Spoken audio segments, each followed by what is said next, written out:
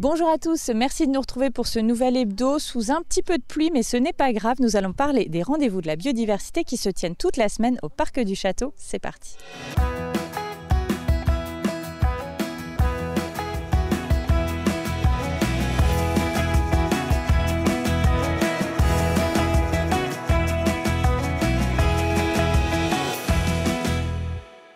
Je retrouve tout de suite Dominique Andrès, bonjour. Bonjour. Vous êtes adjoint au maire en charge de la transition écologique et du développement durable.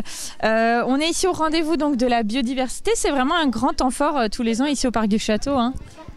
Tous les ans, depuis 2014, nous organisons ce qui a été la fête de la biodiversité et maintenant qu'on appelle les rendez-vous de la biodiversité. Effectivement, le temps fort, le vrai temps fort, c'est cette journée scolaire. Vous voyez qu'on a plus de 300 enfants qui viennent, qui passent la journée avec nos partenaires associatifs, institutionnels pour découvrir la biodiversité et la nature en général. Rappelez-nous un petit peu le principe de ces rendez-vous de la biodiversité. On sait que ça se développe sur une semaine là, cette année. Ce qu'on veut, c'est toucher le public le plus large possible et donc à travers des animations et actions très variées et très riches d'ailleurs. Et donc ça va d'expositions, d'ateliers, de conférences, de balades, une soirée débat. Ça s'intègre parfaitement dans la politique que mène la ville sur justement sa politique écologique, son développement durable. Complètement. À travers ce qui est proposé, on retrouve tous les engagements de la ville depuis pas mal d'années, notamment depuis ce mandat, à travers la biodiversité. On a quand même un plan de biodiversité qui remonte à plus de 10 ans. Le projet alimentaire territorial qui a forcément un impact direct sur la biodiversité, la végétalisation dans la ville. Donc, et puis on est dans une ville nature et c'est important que les enfants le connaissent. Et puis on a également l'an dernier élaboré l'atlas de la biodiversité communale qui nous sert de base aussi pour présenter la biodiversité sur le territoire d'Épinal sous tous ses aspects. Oui, justement, c'était ma question. Cet atlas, il est vraiment au cœur de ce qui est présenté cette année. Alors, c'est quoi? C'est un atlas, ça se présente comment? L'atlas, c'est un gros document scientifique sur lequel on a encore un gros travail de vulgarisation à mener. Mais c'est un inventaire qui a été fait sur une grande partie du territoire communal en 2023 et en 2024. Et à partir de ce document, on a plusieurs applications. On aura une application quand on révisera, on travaillera le plan local d'urbanisme parce que là, on a une connaissance aussi de la nature, la faune, la flore sur le territoire. Ça a servi à nos partenaires du golfe d'Épinal pour obtenir un label national environnemental. Et puis, ça va surtout nous servir à faire connaître à tous les Spinaliens et aujourd'hui aux enfants toute la nature, toute la richesse de la biodiversité qu'on peut avoir sur notre territoire. Est-ce qu'on a fait des découvertes intéressantes là, au moment où on a élaboré cet atlas? Des choses qu'on n'imagine pas forcément trouver chez nous ou alors des choses à préserver particulièrement? Des choses à préserver, oui, notamment je pense au niveau des oiseaux. On a découvert ce qui n'est pas tout à fait une surprise, c'est qu'Épinal c'est une ville nature avec des espaces naturels importants. Alors, je retiendrai par exemple la pie-grièche ou je retiendrai le Milan royal qui se trouve sur le secteur. Et puis, on imagine peut-être plus dans des secteurs ruraux. On a quand même un inventaire assez conséquent sur lequel on aura besoin de travailler encore pour pas mal d'années. Très bien. Où est-ce qu'on peut retrouver le programme pour ceux que ça intéresse? Le programme, il faut aller le plus simple, c'est d'aller sur le site internet de la ville d'Épinal et on le retrouvera très facilement ou sur les réseaux sociaux. Il y a d'ailleurs sur Facebook, il y a les rendez-vous de la biodiversité. Très bien, merci Dominique Andrès d'avoir répondu à nos questions. On fait une première pause dans cette émission et dans un instant, on va rencontrer quelqu'un de l'ONF, s'intéresser aux problématiques qu'on trouve dans la forêt aujourd'hui, parmi lesquelles la chenille processionnaire. On avait fait un reportage en 2021, on regarde et on se retrouve juste après.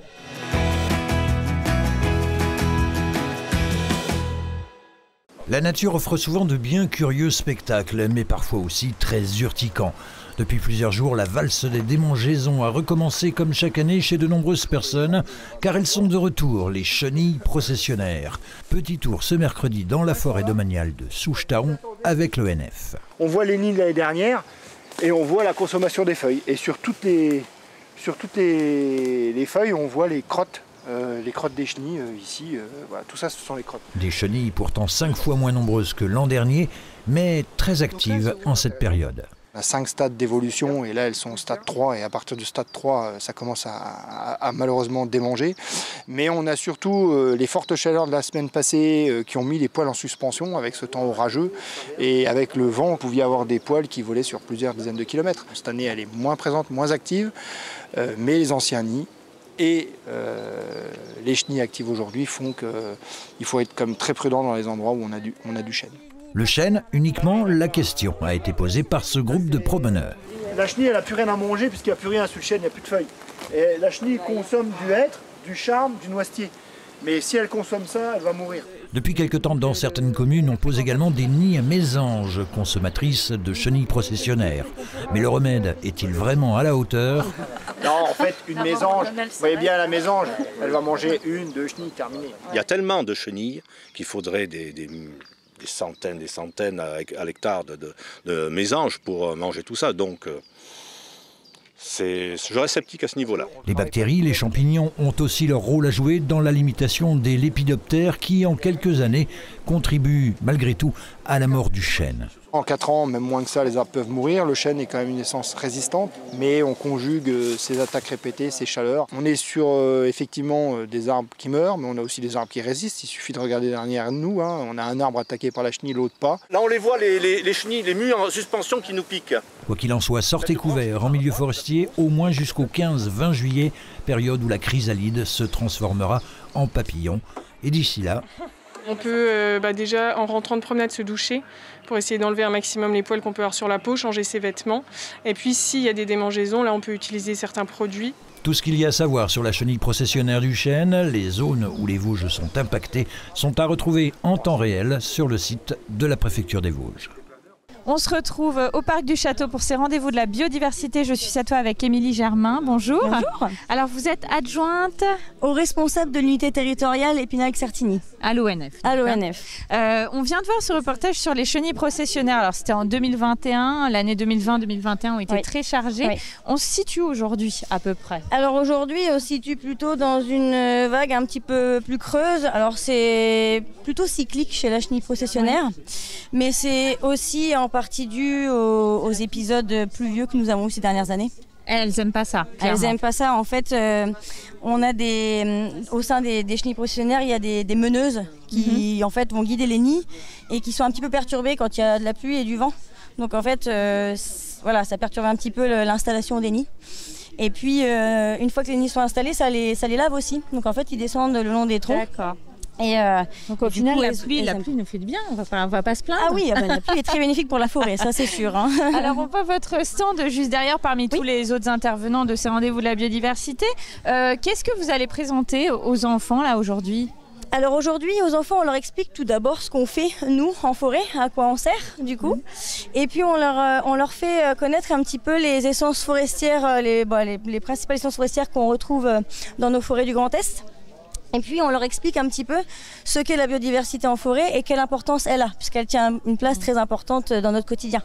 Donc c'est principalement de la sensibilisation qu'on fait auprès du jeune public aujourd'hui. Alors parmi les choses qui sont mises en place durant ces rendez-vous de la biodiversité que propose l'ONF, il y a une exposition au centre culturel qui s'intitule « Les forêts du Grand Est à l'épreuve du changement climatique ». Vaste question, j'imagine. Si on devait en dire 2-3 mots, aujourd'hui, on se situe comment? C'est compliqué pour les forêts Aujourd'hui, nos forêts, oui, c'est compliqué pour elles puisqu'elles sont mises à rude épreuve entre les alternances de périodes très sèches et les périodes pluvieuses qui nous font du bien. Mais c'est compliqué et du coup on essaie de travailler au quotidien pour renouveler du coup ces forêts puisqu'on a beaucoup de peuplement dépérissant, notamment dans les épicéas scolités, c'est quelque chose qu'on entend beaucoup parler. Juste pour en redire un mot pour ceux qui ne savent pas, même si on en entend parler depuis de nombreuses années, le scolite, voilà, c'est un tout petit insecte, c'est un petit peu comme un scarabée, c'est ça? Exactement, qui vient grignoter du coup sous l'écorce de l'arbre de l'épicéa et qui vient grignoter le bois et qui le fait mourir puisqu'en fait la sève ne peut plus être conduite correctement. Et l'idée c'est qu'on a du mal à lutter contre son expansion qui est assez insidieuse aussi parce qu'on voit pas, en gros quand on voit l'arbre qui dépérit, c'est déjà trop tard. Voilà. Tout à fait.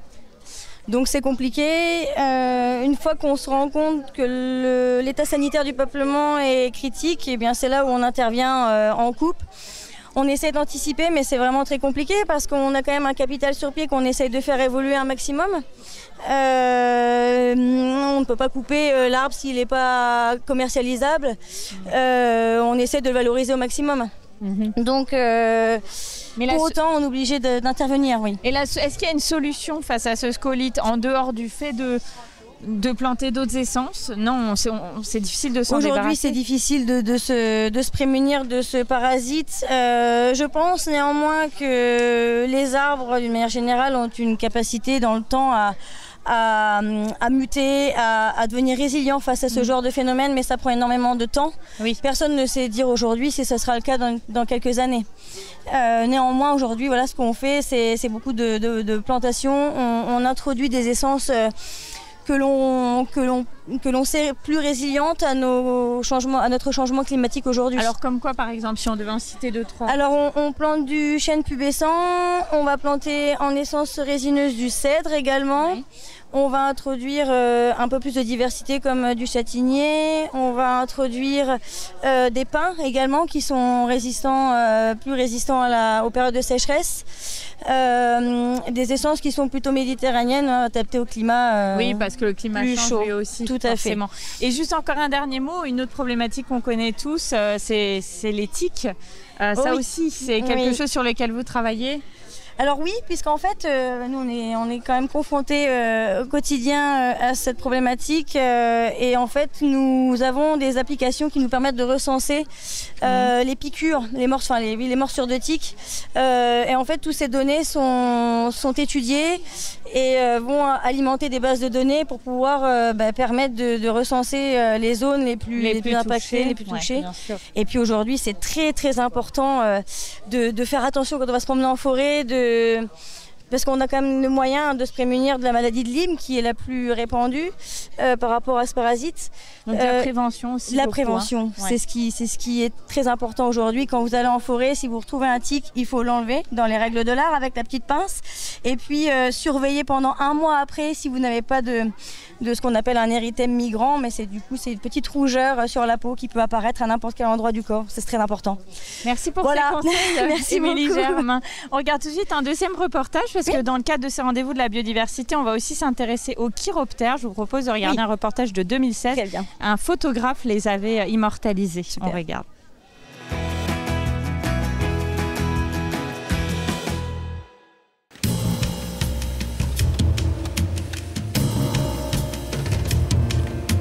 C'est peu banal, les pieds dans l'eau dans ce ruisseau du Haut-Fer proche de la commune d'Éton, que Philippe Massy dispose son matériel. À 45 ans, cet agent technique de l'Office national de la chasse et de la faune sauvage photographie l'environnement, certes pour son métier, mais aussi et surtout pour son plaisir depuis 30 ans.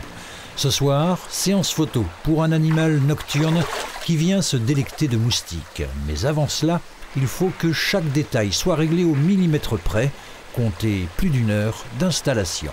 Donc là, je suis en train de placer une ligne imaginaire, cette ficelle, qui va représenter le faisceau infrarouge qui sera la zone de déclenchement quand les chauves-souris couperont ce faisceau. Ce n'est qu'à la nuit tombée que ce mystérieux mammifère apparaît, le murin de Daubenton, l'une des 20 espèces vosgiennes de chauves-souris.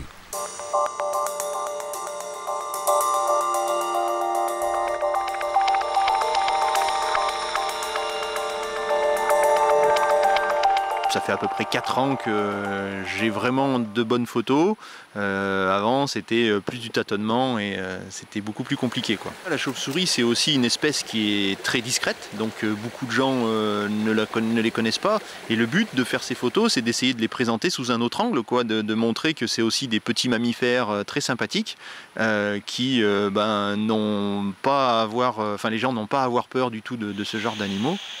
Dans le noir total, c'est un autre monde qui se découvre, celui des ultrasons qu'émettent ces demoiselles de la nuit. En fait, c'est un appareil qui sert réellement à détecter les sons, voilà, comme on les entend ici.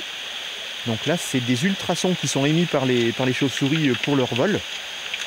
Et à partir de ça, ça me permet de savoir s'il y a une présence ou pas d'individus sur le site.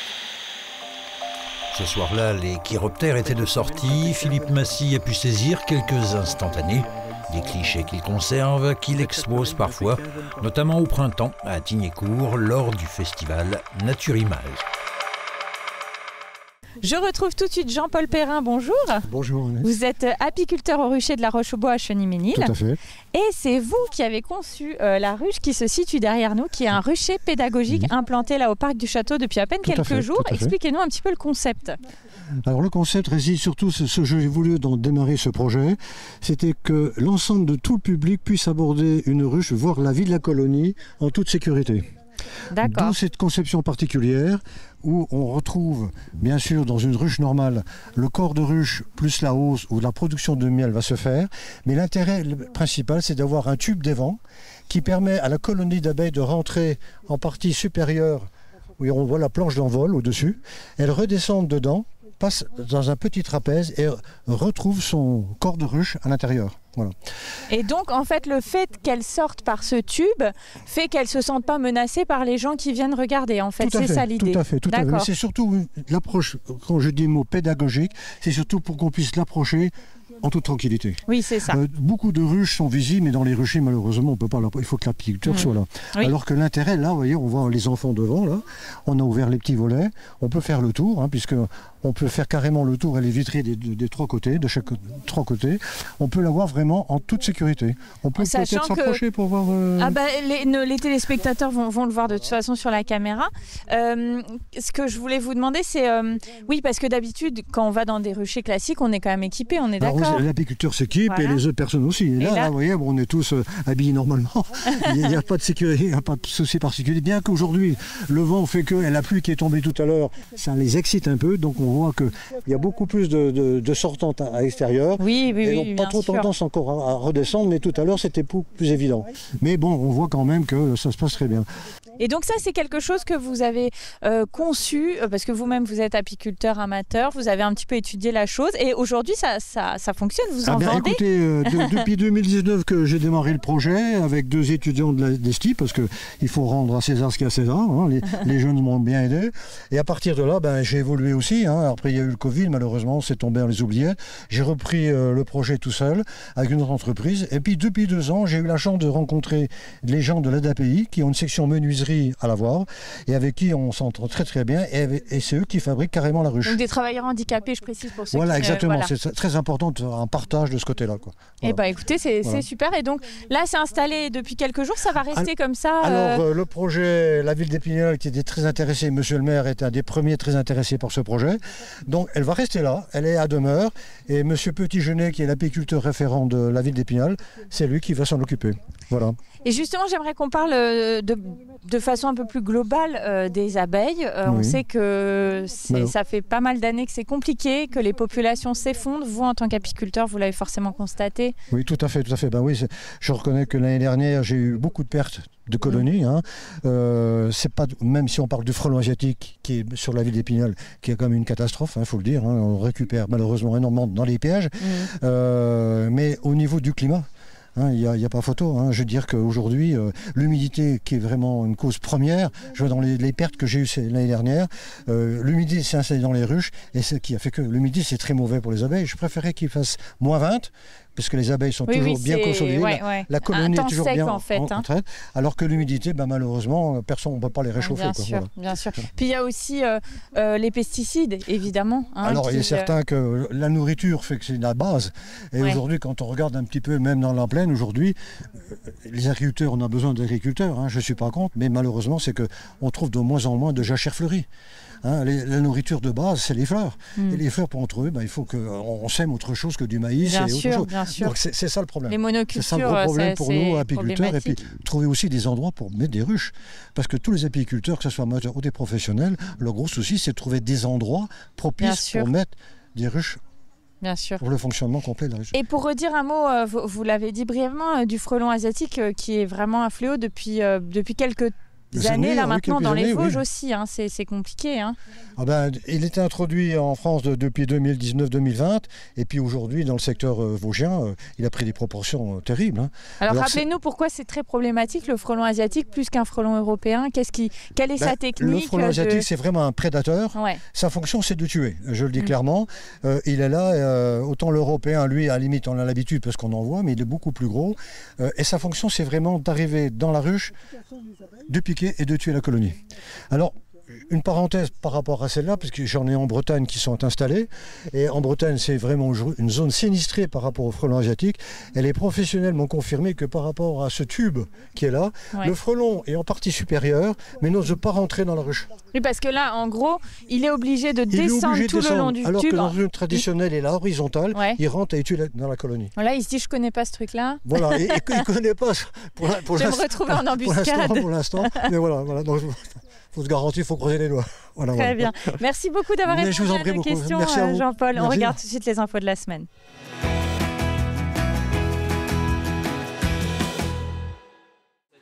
Tenus de circonstances, trempés mais instruits sur quantité de métiers qui peuvent s'offrir à eux à l'avenir. Ils étaient près de 400 vendredi au château des Brasseurs de Certigny à participer au rallye des talents. On pouvait donc s'essayer à la soudure, découvrir les métiers de bouche, partir à la rencontre des camions rouges des pompiers. 210 partenaires pour 42 stands à destination des collégiens du secteur, mais aussi de personnes en reconversion. Une 3e édition qui a quitté pour la première fois Thaon-les-Vosges, dont la municipalité est à l'origine de ce concept. Voilà. Un rectangle qui se laisse prendre, Meyron 10 ans a eu plus de réussite que la plupart des autres participants à la fête de la pêche organisée dimanche dernier sur le site du Coignot à Thaon-les-Vosges. Une vingtaine d'enfants de 8 à 12 ans ont répondu à l'invitation de l'association de pêche d'Épinal et environ qui mettait à disposition ses bénévoles, mais aussi le matériel, l'amorçage et les appâts. Une séance d'initiation destinée à promouvoir la pêche au cou auprès de la jeune génération, cible du renouvellement de ce loisir qui cherche à confirmer son rebond depuis le Covid. La vingtaine de disciples de Saint-Pierre-du-Jour s'est vu offrir la carte de pêche découverte et une canne par l'AAPPMA et la fédération départementale. Les quelques poissons capturés, eux, ont retrouvé les eaux du canal. Quelques mesures de la danse norvégienne numéro 4 de Grieg et déjà l'orchestre symphonique du conservatoire Gauthier d'Épinal donne le ton. Sous la baguette de Nathalie Gégou, les 40 musiciens, tous élèves, s'accordent dans les moindres détails avant la soirée des orchestres amateurs ce samedi à 19h30 au théâtre de la Rotonde à Thaon-les-Vosges. Après avoir joué leur partition, les Spinaliens laisseront la scène à l'orchestre symphonique de Saint-Dié-des-Vosges, puis à l'Allegro Vies-Vosges. À l'issue, les 3 formations se regrouperont pour un final commun. Rendez-vous toujours très attendu qui vient refermer le livre d'une saison de compétition, le gala de fin d'année du club de patinage sur glace d'Épinal. Le thème choisi, ça aura sans doute fusé dans votre esprit, était le voyage dans l'espace. Plus de 4000 spectateurs au total attendus pour les 3 représentations, c'est vendredi et samedi, d'un club qui se porte bien, 247 licenciés au total, 4e entité française en termes de résultats, avec notamment l'équipe de ballet ici à l'image, vice-championne de France, qui sera en lice lors des prochains mondiaux aux États-Unis en avril 2026. Ce gala est encore à voir ce samedi soir à 20h. Et voilà, les rendez-vous de la biodiversité se poursuivent jusqu'au 11 juin. Quant à cette ruche pédagogique magnifique, vous allez pouvoir l'observer ici au parc du château désormais. N'hésitez pas, ça vaut vraiment le détour. La semaine prochaine, nous allons nous intéresser à Rue et compagnie, nouvelle organisation. On va voir ça et je vous dis à la semaine prochaine.